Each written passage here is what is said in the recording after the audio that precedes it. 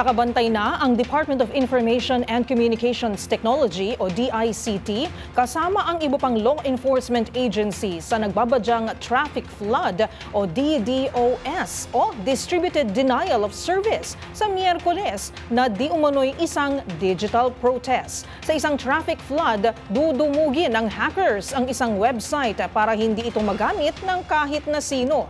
Ang mga detalye sa report ni Kyle Bulias.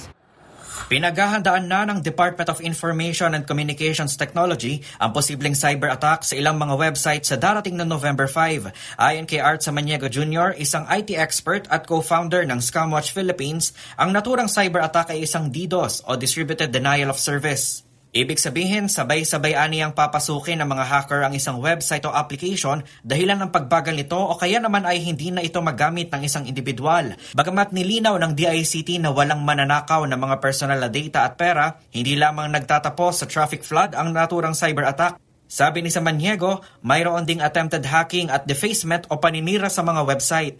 Ayon kay Samaniego, significant ang petsang November 5 para sa mga hacker. Ito aniya ay simbolo ng kanilang resistance at ang mga cyber attack ay nagsisilbing digital protest.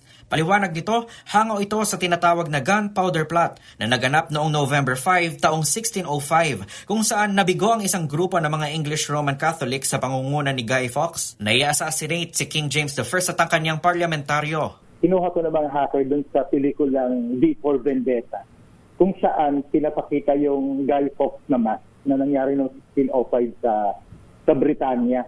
Okay. Na yung hindi nagtagumpay na susunugin sana nila yung Parliament of England. Wow. Kasi noong 2011, inadapt to ng Anonymous Collective. Ito yung mga grupo ng mga hackers. Pero hindi to organized na grupo, kundi kanya-kanyang sulpot ng mga hacker. Kung saan nananawagan sila na gayahin yung ginawa noong 1605. Dito sumikat yung katagang remember the 5th day. Remember the 5th of November. Ito yun. Kaya every November 5, ginagawa nila to simula noong 2011. Taon-taon.